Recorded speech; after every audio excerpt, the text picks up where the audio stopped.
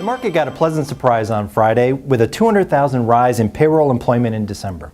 I'm joined by Calvin Schnure, REITs Vice President of Research and Industry Information. So Calvin, what does this tell us about the outlook for the economy and the commercial real estate market as a whole in 2012? You know, Matt, the employment report was a breath of fresh air for the market. We saw a nice gain. It was a reasonable gain. We saw another tick down in the unemployment rate. The market shrugged it off a little bit because we're going to need a bit stronger wind in the sails going forward. Overall, this continues to paint the picture of gradual improvement. We expect to see the economy continue to gain momentum in 2012, but there are still a lot of headwinds. There are a lot of risks. The main risks the market are focused on are the situation in Europe, what's going to happen there.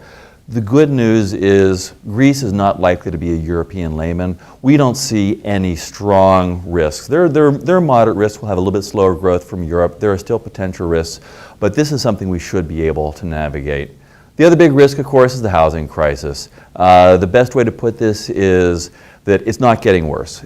It's a gradual improvement, it's a painful process, but this is something that we've been anticipating for quite a while. So that really leaves us with a situation where the economy is gradually building momentum going forward. We're starting to see a lot of more positive reports in the past several months on consumer spending, these reports on employment, several surveys on the consumer sector and on the business sector.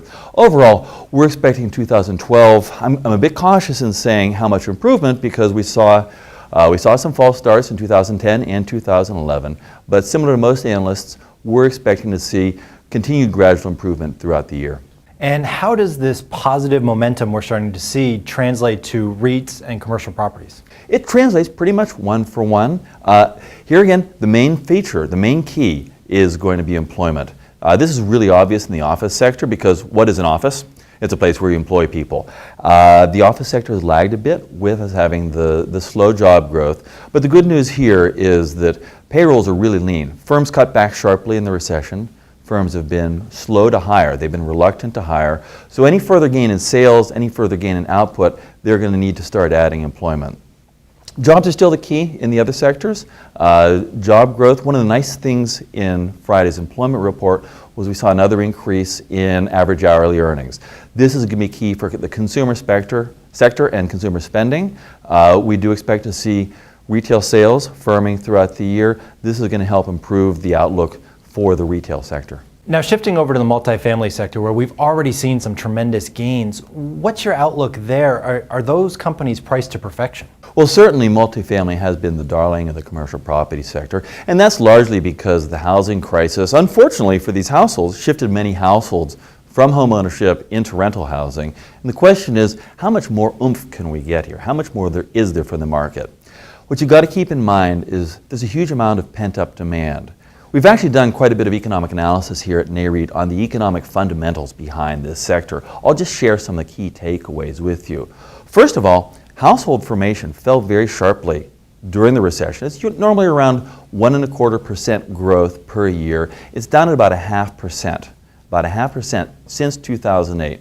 What that means is the current level of households out there is about 1.5 million below what the trend rate would be. Now, you got to remember, the population didn't stop growing and people didn't stop getting older during the recession.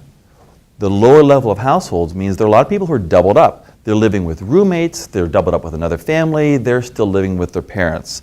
If you've ever spent a long time doubled up in someone else's house, you're going to know as the job market improves, you're going to see a lot more people who want to go out, and in the current market, they're going to go out and want to rent their own place. We're expecting to see, as the economy improves, actually much stronger growth in rental housing. But that's not the whole picture. The other part is the supply part. New multifamily construction fell drastically during the recession.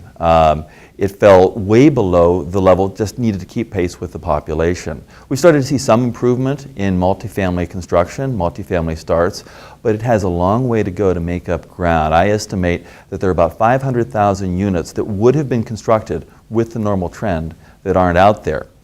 So what that means is you're going to have to, right now the current level of multifamily construction is barely half of what it needs to make up this difference. You're going to have to see a lot stronger construction just to get us back to where we can house the people who are out there. Calvin, thank you so much for joining us. Thanks. We look forward to Calvin's economic analysis on a regular basis on REIT.com. For For more news and analysis, be sure to visit REIT.com.